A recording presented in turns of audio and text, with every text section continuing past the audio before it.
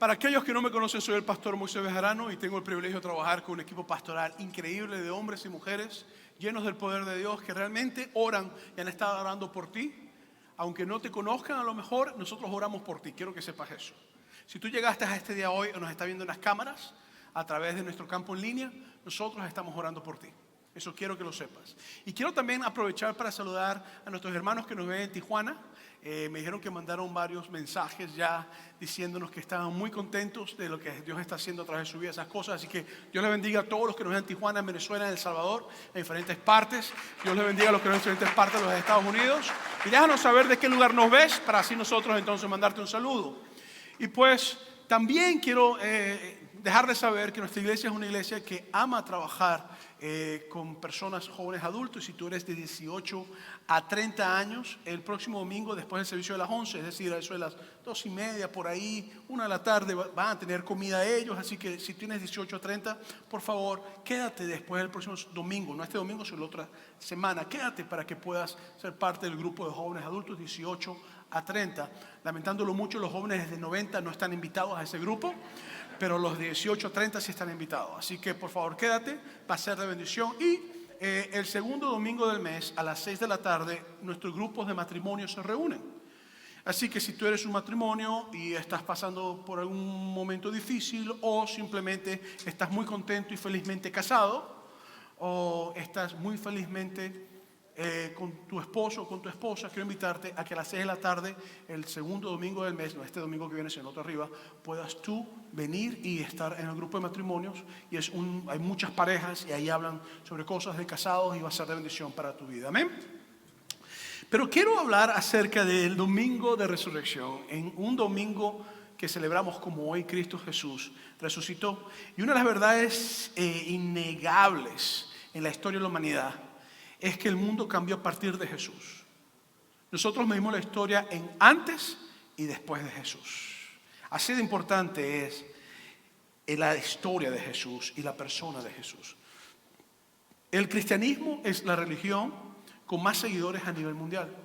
2.382 mil millones de personas confiesan de que Cristo Jesús es el Hijo de Dios, que nació de una virgen, que murió en la cruz del Calvario y que resucitó de la muerte y que viene de nuevo. Eso quiere decir que el 31% de la población mundial cree eso. Eso es lo que quiere decir.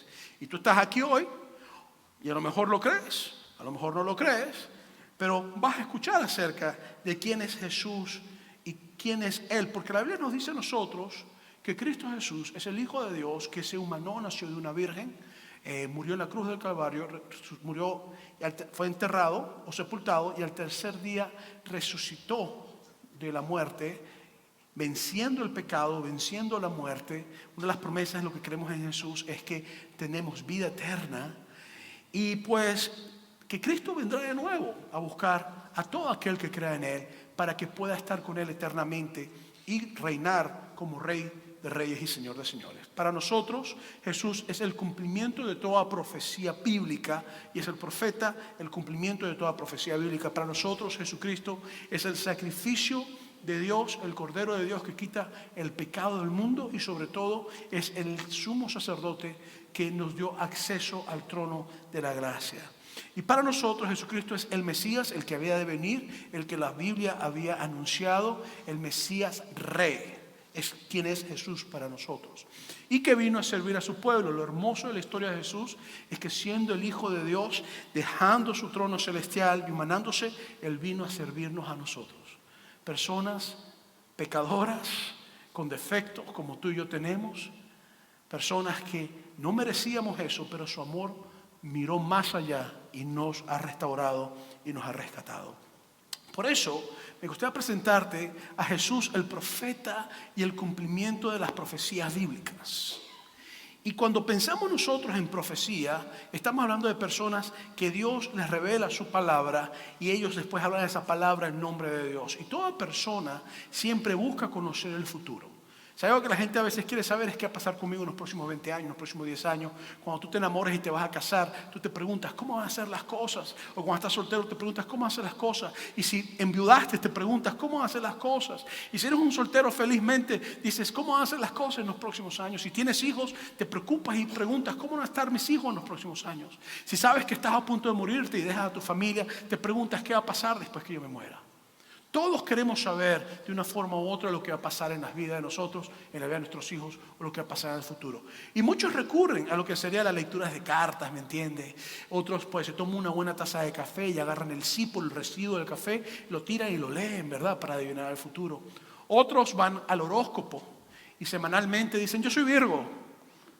Hoy tengo que tener cuidado con esto y con esto y con esto. Y tengo que alejarme de los Capricornios porque me pueden cornear hoy un Capricornio. O mejor un escorpión que me puede picar el escorpión y envenenarme. Entonces creen esas cosas y las creen y piensan que las estrellas y los astros pueden dominar su vida y dominar sobre todo el futuro, lo que está en ellos. Pero para los que creemos en Cristo, a veces los cristianos andan buscando también muchas profecías y buscando diferentes tipos de cosas y andan buscando palabra y constantemente andan buscando palabra y palabra y palabra. Y a veces reciben palabras tan genéricas, cosas tan sencillas como haz ejercicio y rebajarás, dice el Señor. O cosas tan sencillas como acuéstate a descansar y vas a dormir en paz. Y la verdad es que cuando tú te pones, y eso lo dije en la serie que comenzamos hace 6 semanas atrás, toda palabra que tú recibas, y te lo dije hace varias semanas, júzgala siempre a la raíz o a la luz de la Biblia. Toda palabra que tú recibas, no importa quién sea el que te la esté dando. Todo lo que tú escuchas siempre llévalo a la Biblia. No importa quién sea la persona que te la esté dando. Siempre lleva la Biblia. Pero Cristo profetizó detalladamente lo que iba a pasar con él. Y hay 3 ocasiones en el libro de Mateos que Cristo profetizó y anunció a luz de detalle lo que iba a ocurrir con él cuando fuera a la cruz del Calvario. En Mateos capítulo 16, que es uno de los libros del Nuevo Testamento, es uno de los apóstoles de Jesucristo, uno de sus discípulos. Mateos capítulo 16, versículos 21 al 22, te dice lo siguiente, y es Jesucristo hablando a sus discípulos. Desde entonces comenzó Jesús a declarar a sus discípulos que le era necesario ir a Jerusalén y padecer mucho de los ancianos, de los principales sacerdotes y de los escribas, y ser muerto y resucitar al tercer día. Entonces Pedro, tomándolo aparte, comenzó a reconvenirle, diciendo, Señor, ten misericordia de ti, en ninguna manera esto te acontezca. Lo que ocurrió es que los discípulos que caminaban con Jesucristo literalmente habían dejado todo para seguir a Jesús.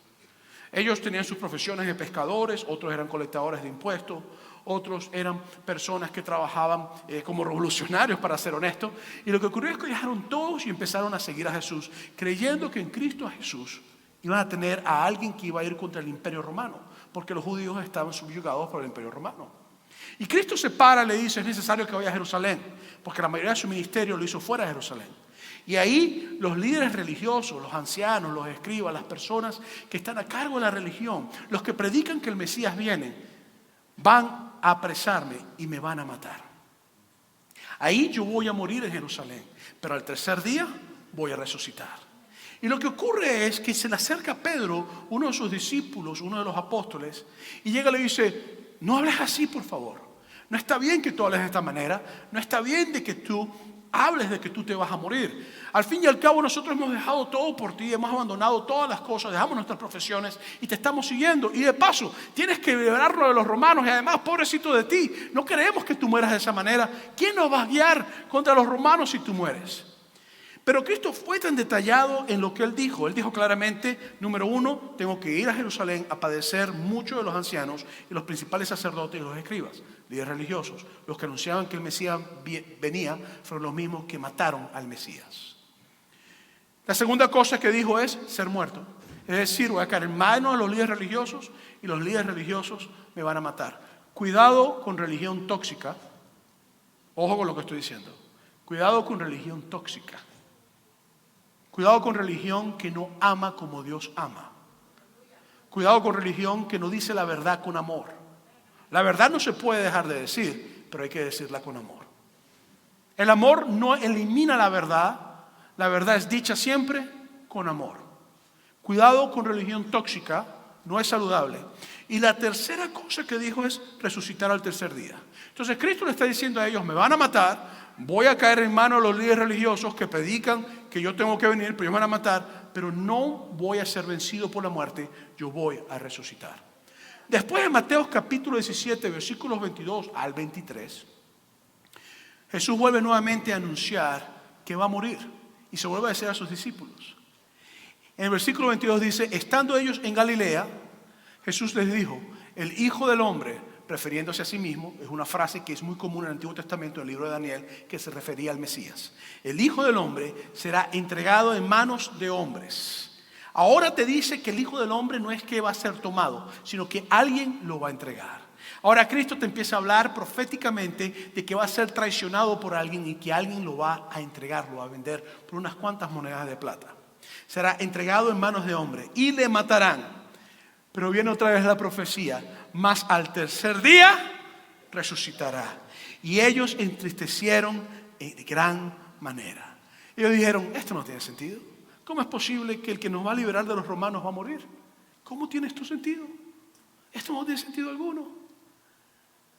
Y lo que Cristo estaba diciéndoles a ellos es que su reino no estaba limitado a un reino físico.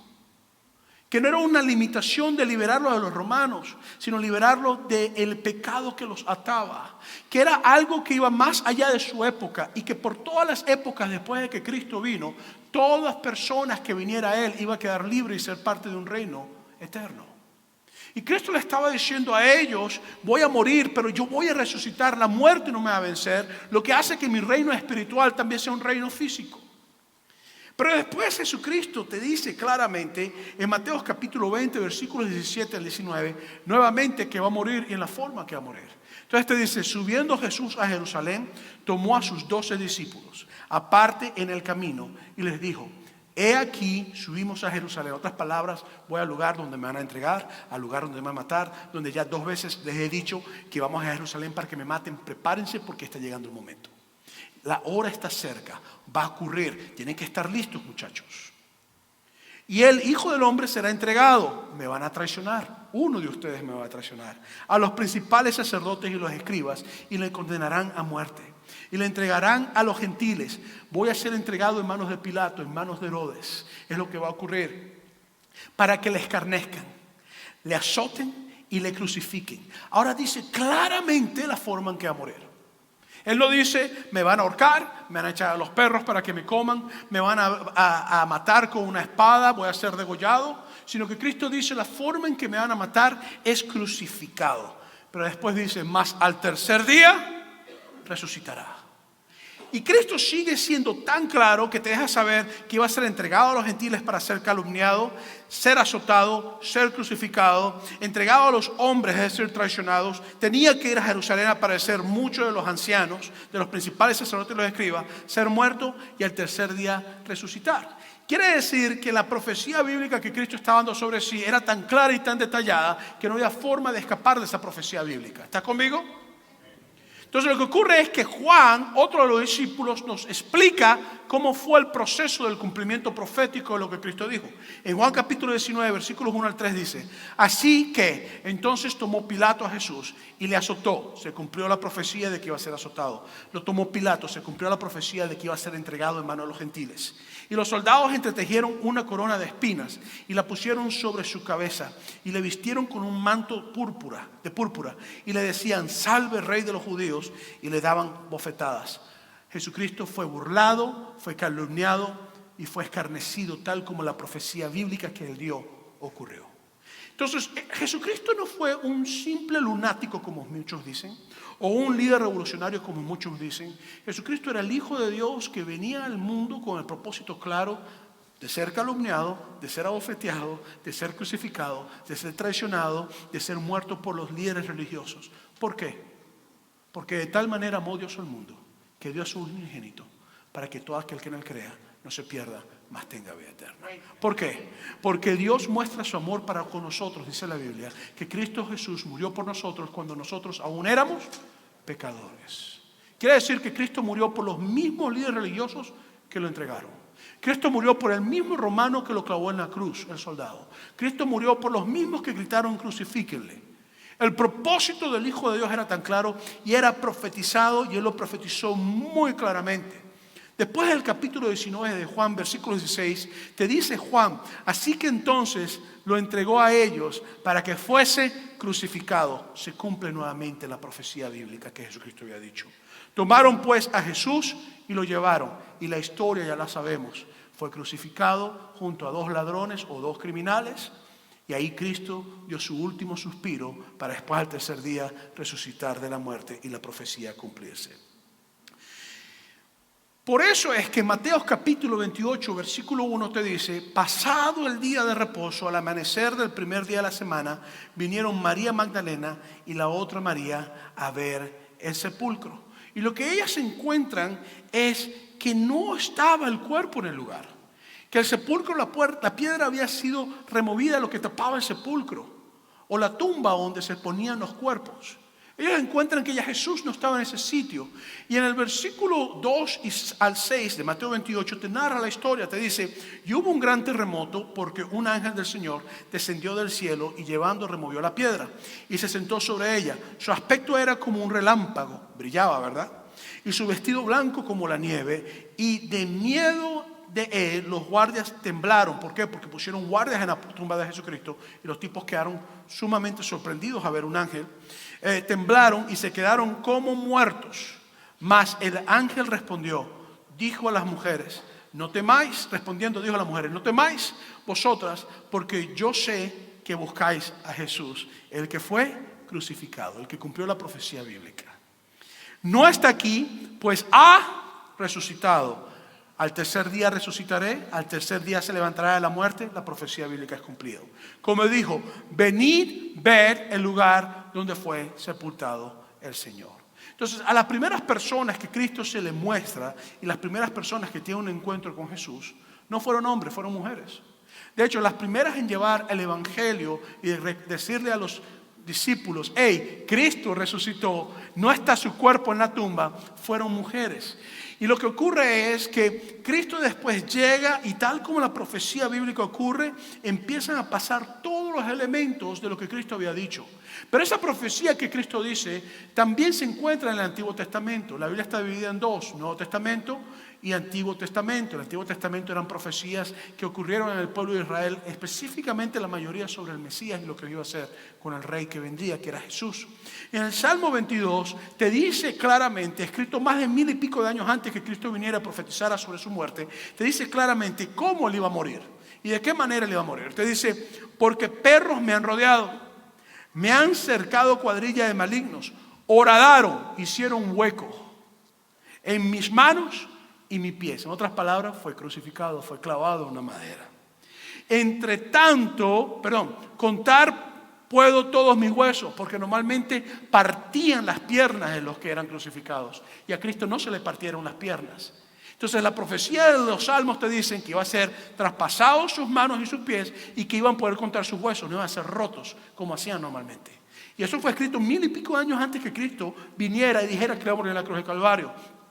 Entre tanto, ellos me miraban y me observaban. Repartieron entre sí mis vestidos y sobre mi ropa echaron suertes. La Biblia te dice que cuando tomaron los soldados la capa púrpura que le pusieron a Jesucristo, la repartieron entre sí, y te dice que echaron suertes, jugaron para ver quién que se quedaba con ellas.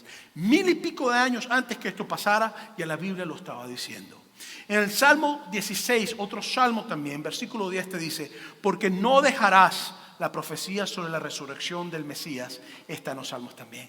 Porque no dejarás mi alma en el Seol, que significa lugar de muertos, ni permitirás que tu santo vea corrupción. En otras palabras, que no se corrompa el cuerpo, que no se pudra. ¿Por qué? Porque al tercer día resucitaría.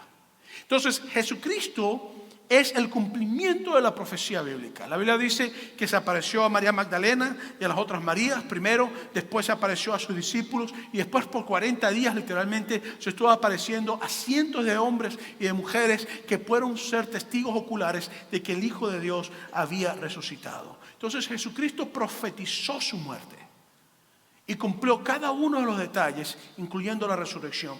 Pero Jesús también es el sacerdote. Y quiero que pongas atención a eso, porque un sacerdote es una persona que unifica, o que está llamado a unificar a Dios y al pueblo, a la gente. Jesús es el sacerdote que se dio como el Cordero de Dios en sacrificio por nuestros pecados. ¿A qué me refiero con esto? Me refiero a que la Biblia me dice que Cristo tomó mi lugar. La Biblia te presenta a ti un tabernáculo. Era un sitio de reunión. ¿Qué era lo que ocurría en ese lugar? La gente entraba. Había un sitio increíble donde las personas iban. Y tenemos una foto para ponérsela. Y lo que ocurría en ese lugar es que era como una tienda en medio del desierto y las personas llegaban y entraban allí y llevaban sacrificios y ofrendas. Y el lugar estaba dividido en tres, lo que eran los atrios, el lugar donde estaban las personas del exterior. Después había una tienda en medio del tabernáculo, en medio del lugar, y era una tienda que tenía un lugar llamado lugar santo. Ahí entraban solamente los sacerdotes, había una mesa con panes, una mesa con incienso, y aparte de eso también había una lámpara. Y esa es una réplica que hay en el Sinaí de lo que se cree que había en el tabernáculo. Esto es el Antiguo Testamento. Y ahí en medio de ese lugar habían dos cuartos. En esa carpa que estaba ahí habían dos cuartos. Uno era el lugar santo, en el cual ese lugar santo te traía simplemente panes, incienso y te traía una lámpara. Ese lugar santo entraban los sacerdotes, pero después había otro lugar que se llamaba el lugar santísimo, un lugar donde solamente entraba el líder de todos los sacerdotes, que se llamaba el sumo sacerdote, una vez al año. Y en la foto que ustedes están viendo pueden ver una especie como división, ¿verdad? Es como dos cuartos que hay ahí con una cortina. Y esa cortina solamente se descubría una vez al año con un sumo sacerdote, un líder de sacerdotes, que había hecho un sacrificio con un cordero que se llamaba el cordero expiatorio. Ese cordero llevaba el pecado de los sacerdotes, el pecado de los sumos sacerdotes y el pecado del pueblo. Y lo que ellos hacían es que entraban a ese sitio, y cuando entraban a ese sitio literalmente, entonces ellos rociaban con sangre un lugar que se llamaba el Arca del Pacto, y Dios podía decir: los pecados del pueblo son perdonados. ¿Sabes por qué? Porque aquí todos los que estamos, sin excepción alguna, las personas que estamos aquí, todos somos pecadores. Yo soy, tú eres, todos somos pecadores en este lugar. Y lo que la Biblia me dice a mí, claramente, es que cuando Cristo estaba en la cruz del Calvario, te dice en el libro de Mateo capítulo 27, versículos 50 al 51, te dice: mas Jesús, habiendo otra vez clamado a gran voz, entregó el Espíritu, y aquí el velo del templo se rasgó en dos, de arriba abajo, y la tierra tembló y las rocas se partieron. ¿Por qué? Porque ahorita vieron un lugar, después se construyó un templo muy grande, y lo que ocurrió es que ese velo estaba ahí, y constantemente los judíos una vez al año entraban a ese sitio solamente. Cuando Cristo muere, lo que ocurre es que en la cruz Él entrega su Espíritu a Dios, y en ese lugar el velo fue rasgado de arriba hacia abajo. Déjame darte tres detalles interesantes en cuanto al velo. Porque el velo dividía el lugar santísimo, solamente una vez al año un sumo sacerdote podía entrar, más nadie podía entrar a ese lugar, más nadie. Cuando Cristo muere, se corta la cortina solita de arriba abajo, y ahora hay acceso al lugar de la presencia de Dios. Déjame decirte tres detalles interesantes en cuanto a esa cortina. Número uno, medía 60 pies de altos. Lo que quiere decir que para poder rasgar la cortina de arriba hacia abajo, había que poner un andamio que te llegara a 60 pies de alto. Detalle número dos, era 30 pies de ancho. Lo que quiere decir que una cortina bastante amplia, con una altura bastante amplia. Detalle número tres, tenía 4 pulgadas de grosor aproximadamente, y era lino torcido. Nadie, por muy musculoso que sea, puede romper 4 pulgadas de lino torcido tan fácilmente. Nadie. Lo que Cristo hizo en la cruz del Calvario y su función sacerdotal fue que Cristo eliminó la cortina que dividía a ti y a mí entrar al trono de Dios para recibir perdón de nuestros pecados. Lo que Cristo hizo fue profetizar que Él iba a morir y ser el sacrificio, y al morir su función sacerdotal es que Él ahora me permite a mí, a Moisés Bejarano, un tipo regular y corriente, lleno de pecados de toda clase, tener entrada a la presencia de Dios para que el Espíritu Santo entre en su vida y pueda ser transformado por el poder de la palabra. Lo que Cristo te invita a ti es a comprender que en la cruz del Calvario Él dio su vida a morir por ti para que tú puedas ser transformado y que tienes entrada ante el trono de Dios. ¿Por qué? Porque Juan capítulo 1 versículo 29, cuando Juan el Bautista lo vio, que fue el que anunció el camino del Mesías, te dice claramente: y al siguiente día vio Juan a Jesús que venía a él y dijo: he aquí el Cordero de Dios. ¿Quién es ese? El que era sacrificado para llevar el pecado del pueblo, ¿verdad? Que quita el pecado del mundo, no de Israel, del mundo, de México, de Venezuela, de Guatemala, de Nicaragua, de Argentina, de cualquier país, de cualquier persona, hombre, mujer, de cualquier persona pecadora, no importa el pecado que sea. El Cordero de Dios quita el pecado del mundo cuando tú lo reconoces como hijo de Dios y que su sacrificio fue hecho por ti. Y la Biblia te dice después en el libro de Hebreos, que es en el Nuevo Testamento, capítulo 7, versículo 27, que no tiene necesidad cada día, como aquellos sumos sacerdotes, hablando de Jesucristo, de ofrecer primero sacrificios por sus propios pecados, porque el sumo sacerdote, para entrar al lugar santísimo, al detrás de la cortina, tenía que sacrificar un animal por sí mismo. Cristo no tuvo que sacrificar nada por sí mismo, porque Él era sin pecado. Te dice, de ofrecer primero sacrificios por sus propios pecados y luego por los del pueblo, porque esto lo hizo una vez para siempre, ofreciéndose a sí mismo. La diferencia de los sacrificios de animales antes de Jesús es que los animales no resucitaban de la muerte. Cristo sí resucitó de la muerte. Los animales te cubrían el pecado. Jesucristo no cubre tu pecado. Jesucristo te lava y te limpia de tu pecado. Entonces, tres cosas que Cristo hizo al morir en la cruz de Calvario no fue hecho por mano humana, que el velo fue rasgado. Dios mismo rasgó la división entre su trono y nosotros. La segunda cosa es que no hace falta más sacrificios. No hay nada que tú hagas que pueda salvarte. Ya Cristo hizo lo que tenías que hacer para tu ser salvo. Eso tienes que tenerlo en mente.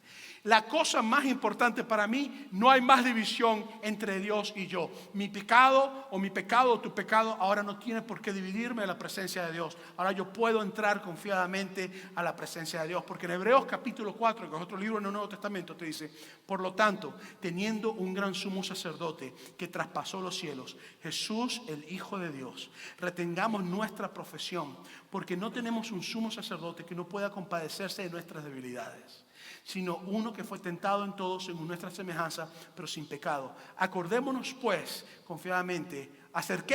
confiadamente al trono de la gracia para alcanzar misericordia y hallar gracia para el oportuno socorro.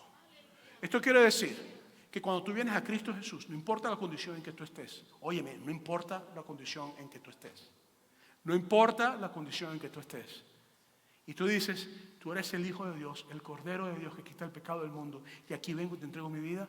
Dios abre el trono de gracia para ti y te recibe. Eso es lo que quiere decir. ¿Por qué?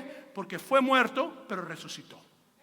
Y venció el pecado como sacrificio de cordero, pero también resucitó. Eso me lleva entonces a mi tercer y último punto. No solamente Jesucristo te habló y profetizó sobre su muerte, y cumplió las profecías en sí. Profecías de 1000 y pico de años y profecías que Él mismo dio. No solamente Jesucristo fue el Cordero de Dios que fue dado como sacrificio por nosotros para quitar el pecado del mundo. Y no solamente Jesucristo fue el que rompió esa división o quitó la división entre Dios y nosotros y actuó como sacerdote para unirnos al trono de gracia, sino que Jesucristo también es el Mesías, el que había de venir. Rey que resucitó en gloria. Y esto es bien importante porque si Cristo no resucitó, entonces nosotros que creemos en Jesús estamos locos. Estamos perdiendo el tiempo. La Biblia dice en Juan capítulo 18, versículos 33 al 36, entonces Pilato, gentil, gentil quiere decir que no era judío, volvió a entrar en el pretorio, el lugar o el palacio de juicio. Y llamó a Jesús y le dijo: ¿eres tú el rey de los judíos? Jesús le respondió: ¿dices tú esto por ti mismo o te lo han dicho otros de mí? Pilato le respondió: ¿soy yo acaso judío? Tu nación y los principales sacerdotes te han entregado a mí. ¿Qué has hecho? Respondió Jesús: mi reino no es de este mundo. Si mi reino fuera de este mundo, mis seguidores pelearían para que yo no fuera entregado a los judíos. Pero mi reino no es de aquí. Y esto es bien importante, porque si el reino de Jesucristo era solamente para la época de Jesucristo, entonces no fuera un reino eterno. Entonces no podemos nosotros ser transformados. Cristo no vino a derrocar a los romanos como pensaban los judíos. Cristo vino a derrocar la lujuria, la lascivia, las pasiones bajas que nosotros tenemos. Vino a derrocar nuestro odio, el amar al dinero más que a las personas. Cristo vino a derrocar la baja autoestima, la depresión, las enfermedades. Cristo vino a derrocar todo lo que me hace a mí alejarme de Dios, para hacerme entrar a la presencia de Dios. Y Cristo dice claramente: mi reino no es de este lugar, mi reino es eterno, mi reino es espiritual, mi reino es celestial. En Juan capítulo 20, versículos 11 al 20, te narra entonces cómo Jesús resucita y en la manera que Él vence la muerte. Y por eso es que Jesucristo es Rey de Reyes y Señor de Señores. Te dice: pero María estaba fuera llorando, María Magdalena, junto al sepulcro, y mientras lloraba se inclinó para mirar dentro del sepulcro y vio a dos ángeles con vestiduras blancas que estaban sentados, el uno a la cabecera y el otro a los pies, donde el cuerpo de Jesús había sido puesto. Y le dijeron: mujer, ¿por qué lloras? Les dijo: porque se han llevado a mi Señor y no sé dónde le han puesto. Cuando había dicho esto, se volvió y vio a Jesús que estaba allí, mas no sabía que era Él, no lo había reconocido. Jesús le dijo: mujer, ¿por qué lloras? ¿A quién buscas? Ella, pensando que era el hortelano, es decir, el jardinero que cuidaba, le dijo: Señor, si tú los has llevado, dime dónde los has puesto y yo los llevaré. Jesús le dijo: María. Volviéndose ella, le dijo: Raboni, que quiere decir maestro. Jesús le dijo: no me toques, porque aún no he subido a mi Padre, mas ve a mis hermanos y diles: subo a mi Padre, a vuestro Padre, a mi Dios, a vuestro Dios. Fue entonces María Magdalena para dar a los discípulos las buenas de que había visto al Señor y que Él había dicho estas cosas. Cuando llegó la noche de aquel mismo día, el primer día de la semana, que es día domingo, porque el primer día de la semana es el domingo, el primer día de la semana, estando las puertas cerradas en el lugar donde estaban los discípulos, estaban reunidos por miedo de los judíos, vino Jesús y puesto en medio de él, les dijo: paz a vosotros. Y cuando les hubo dicho esto, les mostró las manos y el costado, y los discípulos se regocijaban viéndole al Señor. Jesucristo le enseñó las heridas en sus manos, le enseñó la cicatriz de cuando lo traspasaron en su costado. En otras palabras, ellos vieron al que estaba muerto, lo enterraron, y ahora podían verificar ellos con sus propias manos, con sus propios ojos, que el que había sido traspasado y había sido acuchillado aquí en el costado estaba frente a ellos. Por eso es que la Biblia te declara a Jesucristo en Efesios capítulo 1, versículos 19 al 20 como Rey. Y te dice: y el cual la supereminente grandeza de su poder para con nosotros, los que creemos, según la operación del poder de su fuerza, la cual operó en Cristo, resucitándole de los muertos y sentándole a la diestra en los lugares celestiales. La Biblia me dice a mí que no existe otro mediador entre Dios y el hombre, sino Jesús, el Hijo de Dios. Más nadie murió en la cruz del Calvario, más nadie resucitó de la muerte. Solamente Jesús es el mediador entre Dios y el hombre. Jesús es el sumo sacerdote de nosotros, es la profecía cumplida, pero también fue el que venció la muerte y es el que puede transformar tu vida con su poder. Y mi parte favorita de Jesucristo, como la Biblia te dice que Cristo vendrá de nuevo y esta vez vendrá como Rey de Reyes y Señor de Señores. En Apocalipsis capítulo 19, versículos 11 al 16, te habla acerca de una profecía de la segunda venida de Jesús y te dice: entonces vi el cielo abierto y aquí un caballo blanco, y el que lo montaba se llamaba Fiel y Verdadero, y con justicia juzga y pelea. Sus ojos eran como llamas de fuego y había en su cabeza muchas diademas, y tenía un nombre escrito que ninguno conocía sino él mismo. Estaba vestido de ropa teñida de sangre, porque murió en la cruz, ¿verdad? Y su nombre es el Verbo de Dios, lo que dice Juan capítulo 1, versículo 1.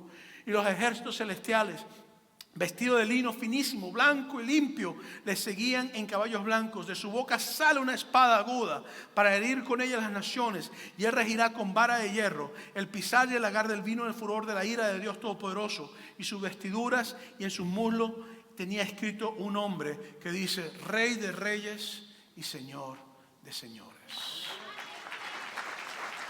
Cristo Jesús resucitó de la muerte. Al morir en esa cruz, la división entre Dios y el hombre y la humanidad fue quitada. Y tú tienes acceso al trono de gracia, donde Dios, no importando tu condición, puede perdonar tus pecados y empezar una obra nueva de restauración en tu vida. ¿Sabes por qué lo sé? Porque Dios lo hizo conmigo. Lo he hecho con muchos de ustedes aquí. A través de la historia lo he hecho con miles de millones de personas. Y tú no eres la excepción. El amor de Cristo para ti está hoy servido para que tú puedas entrar a la presencia de Dios. Yo quiero invitarte a estar en pie en este momento. Quiero invitar a nuestros compañeros y compañeras de oración. Si tú eres compañero de oración, por favor, pasa al frente. Estamos listos para orar por cualquier necesidad que tú tengas. Si tú no conoces o si tu vida llegaste a la conclusión de que Cristo Jesús es el único que puede llevarte a su presencia, que puede llevarte a ese lugar de transformación, al que puede hacerte nueva criatura, una nueva persona, al que puede trabajar con cualquier área en tu vida que tienes que trabajar, yo quiero invitarte a que hoy tú recibas a Jesús como tu Salvador. Que hoy tú le digas: Señor Jesús, yo abro mi corazón para ti y me entrego mi vida para ti. Que tú hoy digas: yo quiero darte mi alma a ti hoy. Si tú quieres hacer esta oración ahí donde estás, simplemente te invito a que ores conmigo esta simple oración. Ahí donde estás, inclina tu cabeza, cierra tus ojos. Si nos estás viendo en las cámaras y quieres hacer esta oración conmigo, simplemente di: Señor Jesús, te recibo como mi Salvador. Gracias porque en la cruz del Calvario tú moriste. Gracias porque la muerte no te pudo retener, porque resucitaste al tercer día y tú eres Rey de Reyes y Señor de Señores. En el nombre de Jesús te lo pido. Amén.